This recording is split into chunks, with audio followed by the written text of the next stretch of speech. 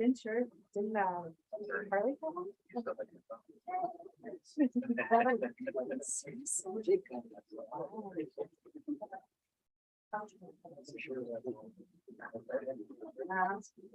Yeah. Wait, you're nice. But everybody. This video.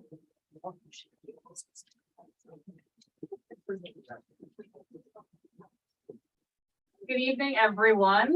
My name is Eli, and I'm hosting this event tonight on behalf of McNally Robinson, Saskatoon. And tonight's event is coming to you from Treaty 6 territory, the traditional lands of the Cree, Saulteaux, Dene, Dakota, Lakota, Nakota, and Métis nations. A special hello as well to anyone joining us from the live stream at home. And for those of you who are here in person tonight, thank you so much for joining us. It is my pleasure to welcome you to the Saskatoon launch of Pine Bugs and 303s. Thank you to Ernie for being here tonight as well. And I'd like to lastly thank Latitude 46 Publishing for working with us to create this event. Ernie Louttit is a retired soldier and police officer, which I have a feeling most of you know all of the words I'm about to say. And has written 3 books as well: Indian Ernie, More Indian Ernie, and The Unexpected Cop. Pine Bugs and 303s is his debut novel. We'll now hear from Ernie, followed by a brief Q&A and a book signing as well. Please give him a very warm welcome.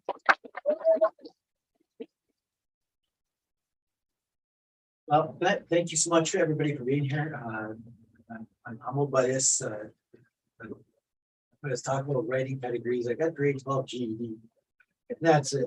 And I never wrote fiction. Some criminal defense lawyers would argue that, but I never wrote fiction. So this is my first fiction book.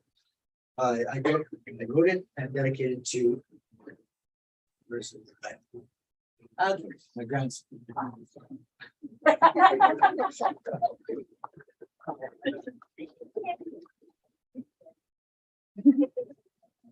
So first off, I just want to thank anybody here that's a teacher or anybody that's involved in education. Thank you for your contributions, because though I never went very far in school, teachers had a huge influence on me, especially my English teacher, Mr. Wall. I don't even know where he is now. I think he was somewhere. Poor guy. But anyway, and so I'd like to acknowledge teachers and anybody that teaches us, to appreciate the written word. McNally Robinson, what can I say? You guys are fantastic. It's my 4th book launch here. I thought it would be last year, but I'm even more this time around. And you know, you just get your support for local writers and for the writing scene in Saskatchewan. It's phenomenal. And anybody that's written the book will tell you, and passed it through here will tell you just how fantastic you guys are. The Latitude 46 was a little publishing company in Sudbury. And initially, when I wrote the manuscript, I submitted to a publishing company that I came from, but they didn't tell me till I had it for 8 months. So I went back on the internet and started looking up publishers, and I thought, well, it's the book set in Northern Ontario, so I'll look for a Northern Ontario publisher. Apparently, there's only one in English; all the rest are in other French publishers. So I called this lady, and I went on their website and I looked at their requirements for submission, and sent it in. Well, that was last summer, and last summer I was my home band hired me to do incident command for fire evacuations in Northern Ontario. So I was actually in Cornwall, Ontario, for a 28-day period, and working every day, 12, 14 hours a day, if not more some days. And when I was done and I was finally coming home, I'm in the Toronto airport, and all of a sudden I get a text from this publisher that says, "Hey, do you still have a manuscript?"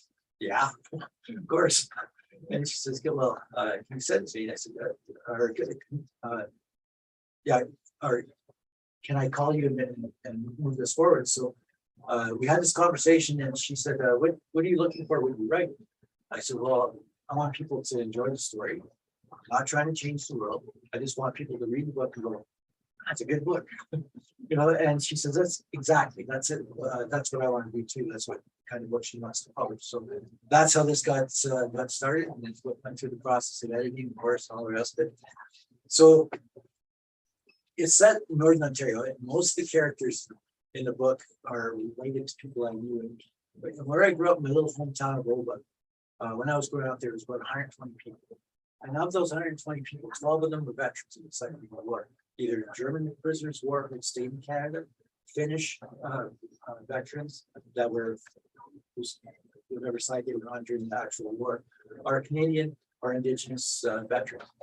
And those are the basis of the book, basically. I wrote, my grandfather was killed in World War II, and he was definitely an inspiration for writing this book. But all the other veterans I knew growing up, because they were all very stoic people and didn't talk about the war. Even the German prisoners of war were reluctant to talk about it. My uncle told me one time when he was drinking that he got captured in Africa, and somehow ended up in jail, a little town outside of Hearst, and eventually ended up working in Calgary Central Railway and marrying my grandmother. Anyway, I'm going to read the prologue to this book, and then I'll look forward to hearing your questions or comments. And I'm not even going to pretend it was on the piece.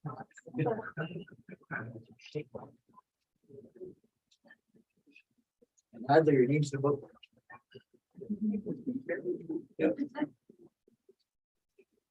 Okay, prologue. It was one of the few remaining troop trains making its way across Northern Ontario in 1945. The train did not have a name, just a number, 277. It seemed to have been shuttled into every siding between Halifax and where it was now, a place in northeastern Ontario with a small section house and some outbuildings called Angus.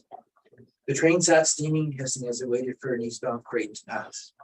It was warm for September, and opening the windows of the old passenger cars only invited the acrid smoke and mosquitoes in. The air inside was already heavy with cigarette smoke and the smell of unwashed men anxious to get home. The conductor, a First World War veteran with a slight limp, was apologetic and understanding. The same thing happened to me, boys. After the first one, we were one of the last units to mobilize. It seemed everyone forgot us, and we weren't a priority anymore. You just have to be patient, boys. We'll get you home. It'll be over soon, that extent. Elmer had gotten good at reading white people over the past 4 years. A Cree man from a small reserve 300 miles east of Fort William. Elmer had volunteered for the infantry in 1941 at Fort William after his cousin was killed in a training accident in England. Prior to joining the army, he knew very few white men and could not really count any among his friends. During the war, 3 of the 5 Cree and Ojibwe soldiers who had joined his unit were killed. Most of his unit were either English or French Canadians. As Elmer watched the conductor speak, he could feel the sadness that came with the conductor's knowledge and experience. He knew the conductor was only telling half truths. Elmer knew it would not be over when they arrived in Fort William. Too much had happened and everyone had changed. What the future was would be wide open. That's right. Excuse me, a young officer, Lieutenant Bell, had come to his quarters about a month before Elmer received his discharge date. Bell talked like a priest, Elmer, even though Elmer was 33 years old and a combat veteran. Bell meant well, and Elmer knew he was too polite to call him on it. The officer explained to him that because Elmer had been overseas for more than 4 years, he would no longer be considered a status Indian. The officer had made some correspondence with the War Office because he wanted to make sure all of his men knew what the benefits were available after they were discharged. The lieutenant expressed his shock and disappointment to Elmer and told him he would talk to the commanding officer to see what could be done. Elmer sat quietly, and when he was told this, and he felt sorry for the young officer. Bell was genuine in his concern. Although Elmer knew from experience Bell would be swallowed up and nothing he could do would change things. Elmer was not told this when he signed up and acted like he'd known it all along. When Bell told him, just another thing like missing a moose during the hunt, Elmer thought. The roar of the eastbound train speeding past jolted him back to the present. The trains rushing by pushed air into the car. Interwoven with the train's smoke was the smell of jack pines, tamaracks, spruce trees, and fresh, clean water. This train jolted and started to leave the siding, slowly pulling onto the main line. It was a far cry from the claustrophobic northwestern Europe, which had been tamed by population density and ravaged by war. It had been thick with the smells of destruction and death, mixed with the coming of fall, even months after the war had ended.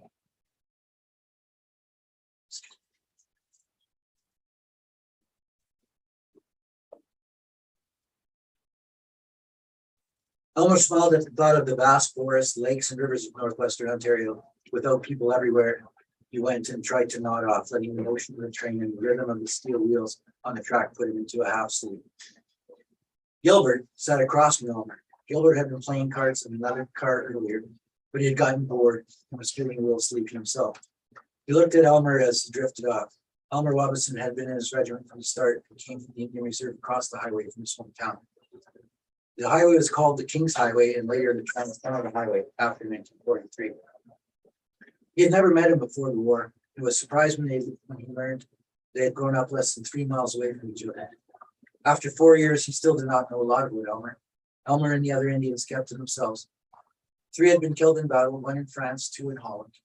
The other Indian, Richard Sutherland, from around Red Lake, was caught in a hellish mortar barrage that killed and wounded several men 2 weeks before the war ended.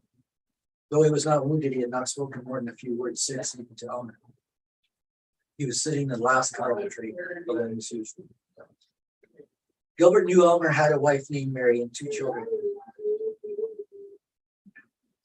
No, that's okay. When Elmer was telling him about them, a sergeant callously interrupted and said, "Chief there probably has a lot of squaws waiting for him, Gil," and walked away. Elmer had flushed and stopped talking. Whenever someone said something like that, Elmer usually clammed up and tended to his equipment. It seemed to Gilbert that Elmer cleaned his rifle a lot. The train was not crowded. Elmer was able to stretch his legs out on the next seat.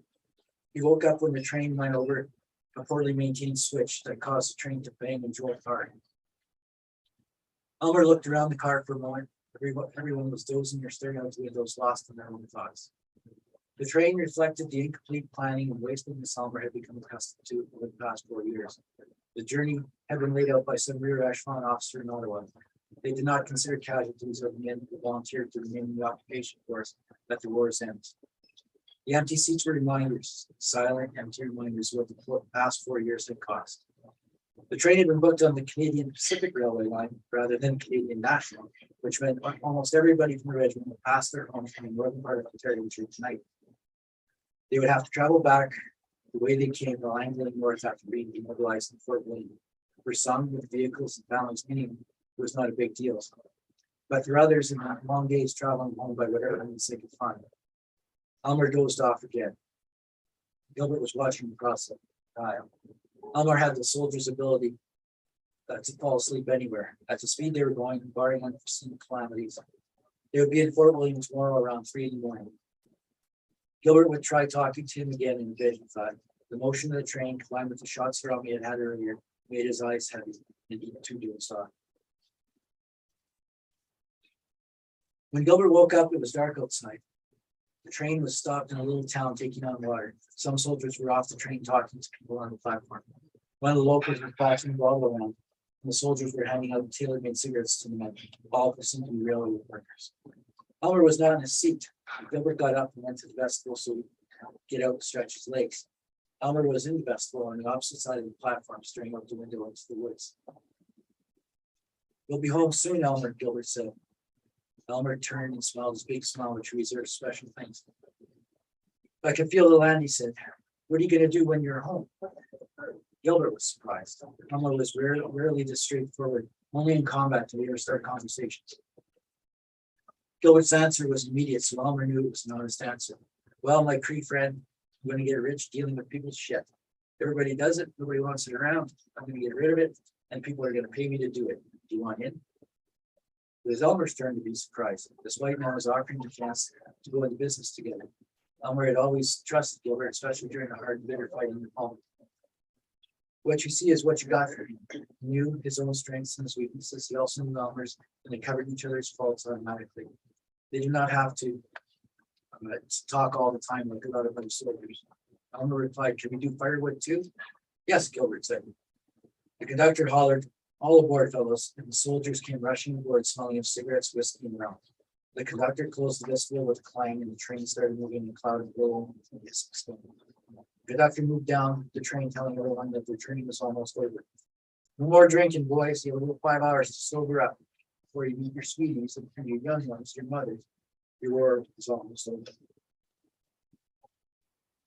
It wasn't. And that's the premise of the book. That's they started to get back home and become involved. Well, they started business. And they become involved in all kinds of shenanigans. There's a lot of twists and turns there. Two of my good friends have read this book when I was still in the infancy stage. This copy of Scott, actually, I sent it to him and he printed it off. And it came out a working copy for it. Well, it was his copy, but I had a working copy as well. That was the original cover I designed. So the behind bug is a picture I stole off the internet. Of course, thanks for reading. And Wes read it. And tell you, there's going to be a few surprises in the book. I'm not going to give them away, but Wes texted me late one night when he was reading the original manuscript. He goes, beep, beep, you guy, you kill this particular character. And then I guess it just shocked him when this character got killed. And that was an affirmation that I was going in the right direction. Was what was great. You remember that? I remember that, yeah. But actually, I laughed at you. You killed me. So, well, some of the questions got asked me was what was the inspiration? First was my grandfather. He was killed in the war. Never really knew him. And in Oba, they had for a cenotaph, they have just a tree with the top cut up, and it's carved in, and it says killed WW2. And then it had 4 names, and one of them was Ernie Louttit. Well, I was just a kid. I was going down the river to go swim. I looked and I saw this Ernie Louttit on this thing killed in World War II, and I ran all the way home and I said, "Oh my name, how come my name's on killed in World War II?" And then my mom told me that was my grandfather. But she didn't tell me a whole lot more.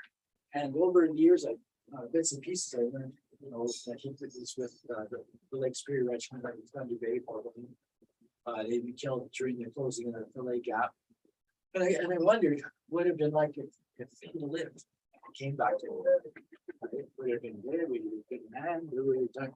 And that was basically the basis for my character, my character, Elmer Wabason, primary characters in the book. Gilbert Bertrand was another character in the book. It's based on this kid I went to high school with, a French Canadian kid that was one of the few kids where I went to high school that didn't see the difference between us. We were just friends. And so he kind of formed the basis of that character. This we up against the pine buds. When I first said the title, people looked at me like pine bugs. So thanks, Adam. Well, pine bugs. Anybody knows what pine bug is? They're big, Saskatchewan, the big, ugly, with long feet. In fact, this picture that I originally wanted to use, I mean that is the pine bug sign, right? The big long antennas. They land on, they get in your collar. They got a hell of a bite if they bite you. So the pine bugs represented the bad guys, right? Because pine bugs thrive after disasters, like fires. They plant their eggs in dying trees, and then the following year they come out in the forest. So we didn't want to make any entomologists mad, but pine bugs are pretty awesome. So that was my analogy for the highlights of the book. And 303s, because 303 was the standard Canadian Forces rifle from the end of the middle of the First World War, right up to Korea. In fact, the Canadian Rangers that were coming north from the Department of the Police just finished using them in the past 2 years. So they're always steady, robust, and reliable. So that was my analogy for the good characters.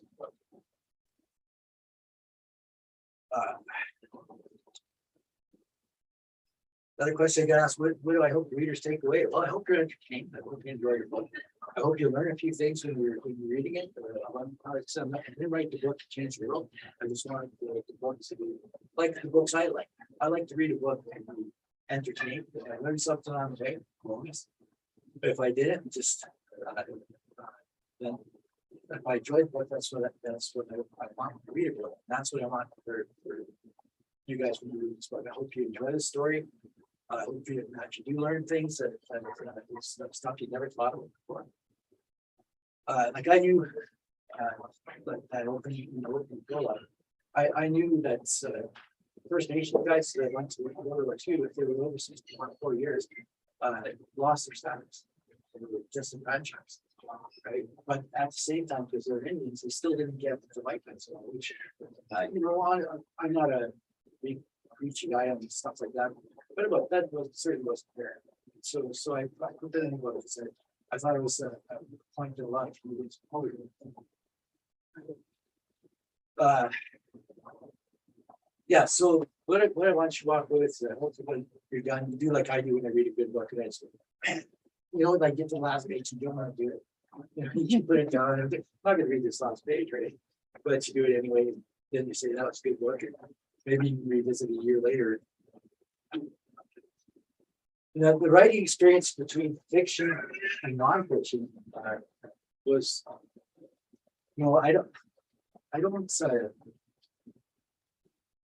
I haven't done a lot of writer specialists the last few years because of COVID and stuff like that.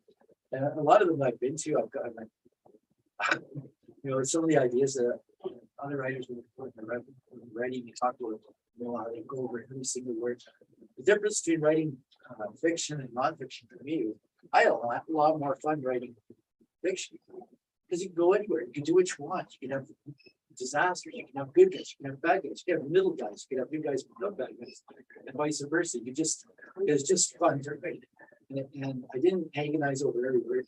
As we Scott West can tell you, there's like all kinds of mistakes in the original manuscript. But sometimes I totally miss the word because I was having fun writing it. I wanted to get to the good part. And then I'd read it over after. That makes no sense at all. Thank God for it. That's all I can say. One of the other questions I get asked was what inspires me to write stories about leadership, justice, and travel. I think I've been surrounded in my life by a lot of good people who have shown me a lot of good leadership and been on the works and justice. It's policing. I like justice. I don't like arrogance. I don't like bullies. I don't like any of those kind of things. And to me, it's fun to write about leaders that succeed. Or fail in other cases, but it's just fun to write about. And that's I think I'll be writing more books along those lines as I move on. And what stories can I see myself writing in the future? Well, I already got one done. We'll see what happens. With this one, I just wanted to try my first kick at fiction. There's a little bit of trepidation. It's like I imagine musicians feel the same way. Like you come out to your first gig and what if nobody showed up? So you don't know how it's going to go. And hopefully this book will go well. For that,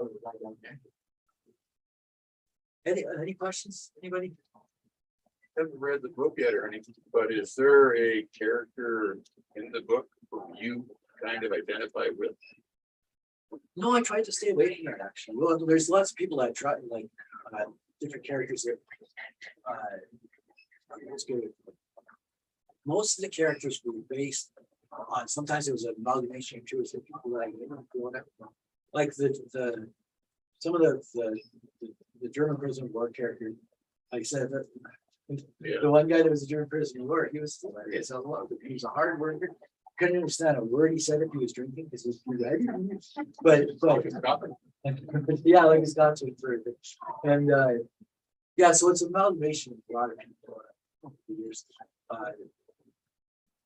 The women are based on women I know, but strong women, a wife, a mother, different aunts, and just kind of took all the best characters and tried to put the best characters.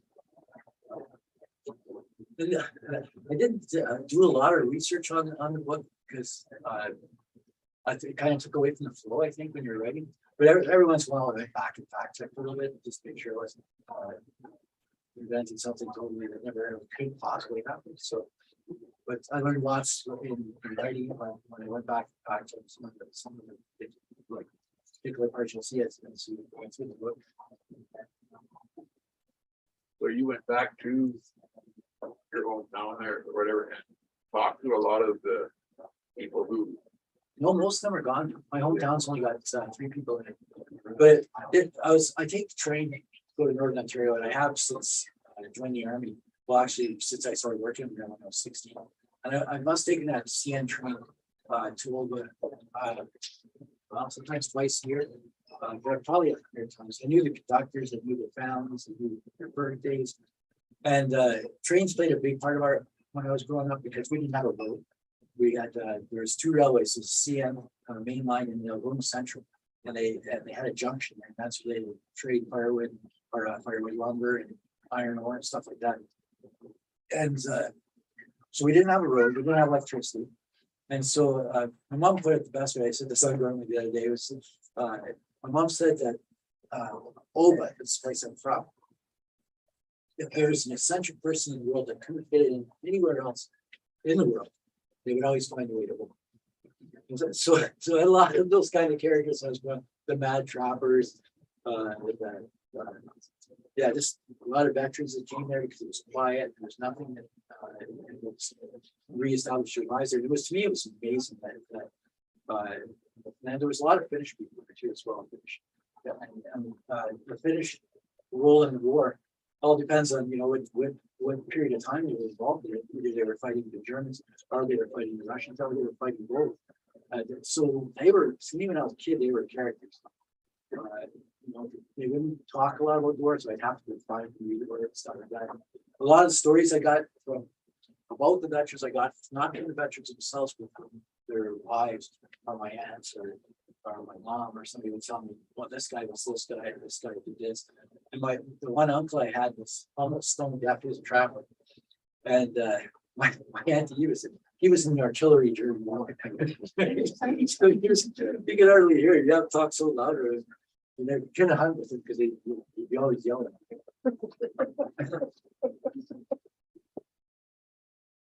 Yes. You find when you're putting together your book, and you're creating your character, even though they're based off things you know, you can tell a fictional character after you're done. It's like watching or binge watching something on a television show. You find that the characters stick around with you even after you're done the book a little bit. Yeah, you get attached to it. Yeah. Absolutely. That's a good question. Yeah, Yeah. yeah, you do. Like I really liked Elmer. I like Gilbert because he reminded me of a kid that I went to high school with. Yeah, you get attached to them. But if you have to do things, then I kind of feel bad after. But, you know, you just do what you gotta do, right? But yeah, thank you. That was good. That was a great question. Like the guy you know. No, a few people get killed, but it's not that violent. There's good violence where it has to be. That's the. So how did you write the book? Was it a few hours in the morning, and how long did it take? Well, where's my little ones? There she is. I wrote most of the book while we were watching her for a period of time. And I'd be at the dining room table and the TV would be going and she'd be playing and stuff like that. And you know, I don't know how to describe it. Like I was writing distracted but enjoying it. Like, cause I write something and she'd say something cute and I go, whatever. And then when I was finished the manuscript, she was actually at her place and I went like this. You probably don't know. And I hit the last thing and I said, done. And so she looks at me, she says, you're so weird, Uncle. Yes. So yeah, the writing journey is a funny one. You know, I know some writers, some people have to write in absolute silence. And not me, I got Doobie Brothers going, you know, or I got Mountain going, or I got music going most of the time. And when I'm feeling a little inspired, or get into a good part, I'll flip it over to the soundtrack for Last Weekends, or, you know, or Gladiator or something. But yeah, I write distracted. But I know some writers, that's sacrilege, but it is fun. What's next, Ernie? Oh, next, I'll keep writing. And what I've been doing for the past year and a bit, was working with my home band, which is just not in Cree, training First Nations to handle their own fire and flood evacuations, security and community releases. So I'll keep doing that. I got one book on the burner. That I liked it. It was fun to write. That was a lot of this one was fun to write. That one was really fun. It's set in north of Saskatchewan, so that's all. But I won't get too much into it. And then I'll keep writing. It's a lot of fun. I'm absolutely totally, and I'm not away from that. I'm totally humble. I just people read that. I like. I know my old job. The only thing I read was reports. To write something down, like be creative in your own mind and have people read it. I hope they enjoy it. It's an absolutely humbling experience, and I encourage you all, if you're thinking about it, just do it, just write. That's all the best advice I can give. You don't have to go to university for 4 years. You can if you want to. But just write your story. If not for yourself, then for your grandchildren or for your significant other significant people in your lives. Yeah, that's it. It's a humbling experience. It's humble that you guys are here. I love it. Thank you so much. Well, I don't, when did you start writing? Obviously, public books, but how long before that did you guys start writing? So I wrote a few short stories when I was in the army, and then once I was in policing, once I was a little more senior in the army, it was one of those things I was always going to get back to. So I didn't really start writing this stuff till after I retired. This book I started, I think it was 2018, and it went really quick. It was how long did you write? 2 months instead of maybe 2 months at that, and that was both 14 or 15 business from Sammy here. So yeah, it just went quick. Yeah, it was getting away from the way, but I don't get something here. Once I got away from the pressures of policing and then your mind just kind of opens up, you know, because you're really tired as well. Right? Once you retire, that constant elevation where it's so hyper vigilant all the time. And after a year out of policing, when that starts coming off, well, your mind just opens up. Like I even wrote some poems I never strong with it. I wrote poems just because I felt like it, because I getting away from that violence, hypervigilant state that I was in for so long. I just opened the floodgates. So I'm pretty sure I got a few more books in there somewhere. Does that answer it? Yeah, well, it's interesting. Like, so was it therapeutic? Right, absolutely. And the nonfiction ones, like the first 3 I wrote, those were very therapeutic because I actually admitted that I had post-traumatic stress. You know, everybody around you, well, most people get that. And finally, to put it on paper and read it, it was therapeutic. Like do fiction, that was therapeutic as well. You could like you have all kinds of calamitous events in your story, and not hurting anybody's feelings, and there's no weight to it. You know what I mean? Like it's not going to change the world. People reading, oh man, that's kind of crappy, or that's good. You know what I mean? Like the disaster that happens with the series of distortion events that befalls the characters. At the end of the day, it's fiction. It's like sports, right? Sports is entertainment. But no matter how vested you are in your team, and how vested you are in all the goings on that come with sports, it's entertainment. So it's reading, unless you're a student, it's attention. Yes. It's because if you're young, and wrote a story. Yes. No, my older brother. Right. So were you an inspiration for him? It was competition. No, my brother always wanted to be a writer, but he was one of those guys that he was the kind of writer I didn't want to say. He was a great writer, absolutely great. But he would go over the same story for 46 months before he got moved. And for no reason, he was good. He was a good writer. Still is. But he just was one of those guys, and he was the singer, artist. His talent was undeniable.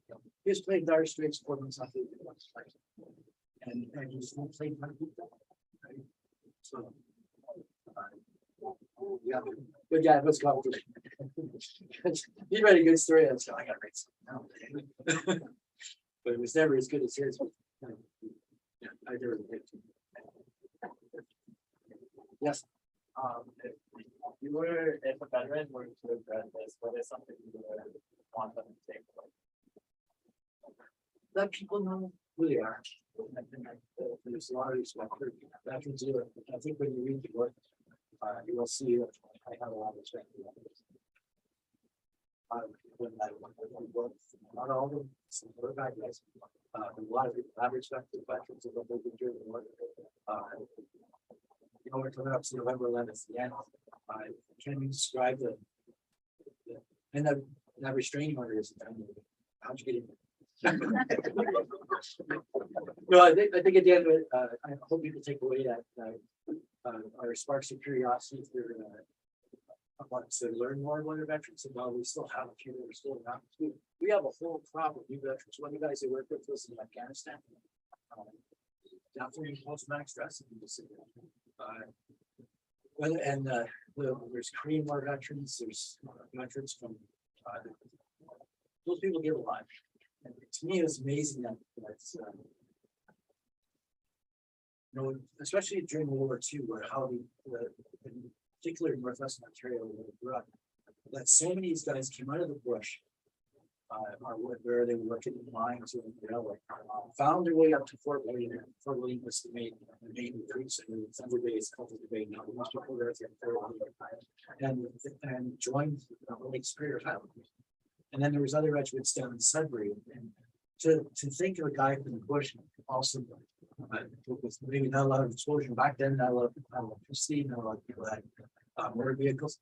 We thrust over to Europe and be engaged in war and survive home, trying to readjust the game. So I hope people take that away that here at the end of the team. I really like to know about the veterans in my community. Saskatchewan has a lot of history with a lot of veterans in this province. All you have to do is drive around to the little towns. Davidson's gave us nothing. There's a cenotaph there with a statue of a soldier with the old tin pot hat. The long list of names of Lieutenant Davidson, how many died. I was in Golden Trial one time. I was still in the army, and we stopped in this little town, Douglas, and there was a German maxim going mounted on the cenotaph, and I bet you there was 500 names for that cenotaph on all four sides. And all the people in that district that were killed too. So we owe those people a great debt. Hopefully, I did them an honor, but by writing this book. And hopefully when you're done, you go, hey, you know, I'm talking to see you. With my community was more. That's a whole place. I think when you were talking to the fellows that were in the war, that if they talked about it, that they talked about the good times they had. Maybe they talked about what their friends were here 1 minute and gone the next, whatever. I had friends who were over in Vietnam. Same thing. We're sitting there having a few drinks, and all of a sudden, we're hearing stories about the great time in Saigon or wherever. Never heard about it unless they got really drunk. Yeah, and that's pretty common true. Yeah. And it goes with places as well. We're conscious like that. We talked about the funny arrests or the funny cheese or the stuff. We would talk about the stuff that we probably should have at the time. Right. Like I said, I got most of the stories that the veterans I grew up around from my aunts. Right. Stuff like that. I had one particular uncle that he was and my mom told me that he had like 9 or 10 tanks during the Italian campaigns. Might be a little cranky.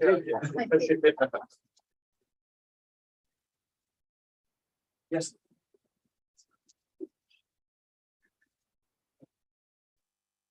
Real quick comment. If you want.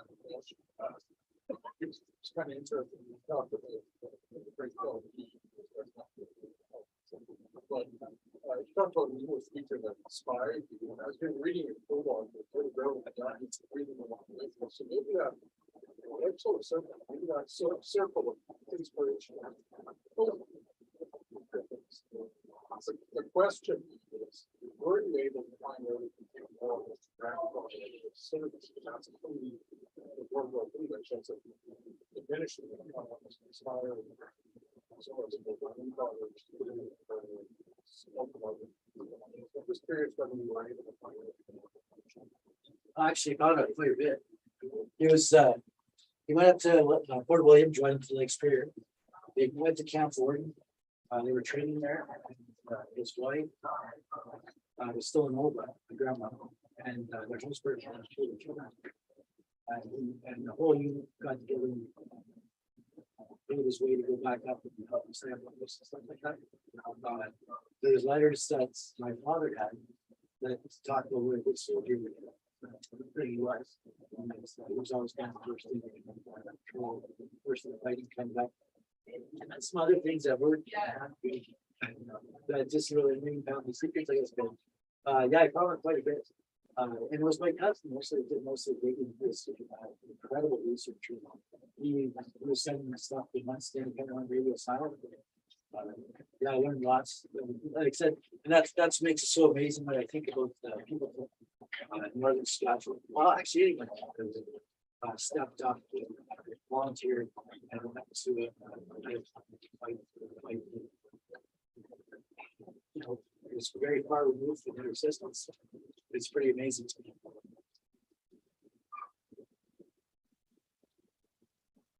Albert, you have a question?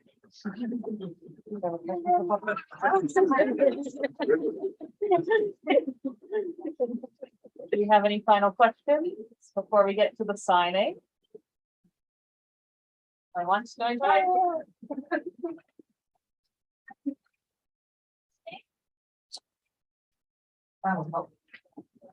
So I just wanted to give one more large thank you to Ernie as well. One big round of applause. A big thank you as well to everyone at Latitude 46 Publishing and to everyone who is here tonight, whether you're with us in person or online. Thank you so much for coming out to support our local writers. And of course, we have copies of Pine Bugs and 303s to purchase. We just ask that you purchase it before it leaves the store, but you're welcome to get it signed before it's purchased. And if anyone should look at watching at home, you are able to buy them online at McNallyRobinson.com as well. But thank you all so much for joining us. Ernie will be signing at the back table for the remainder of the evening, and I wish you all a lovely night.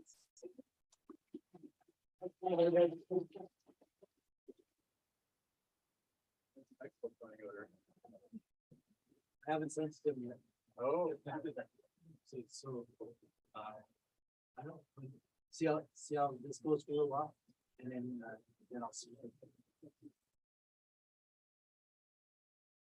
What are your expectations for this? What do you? The people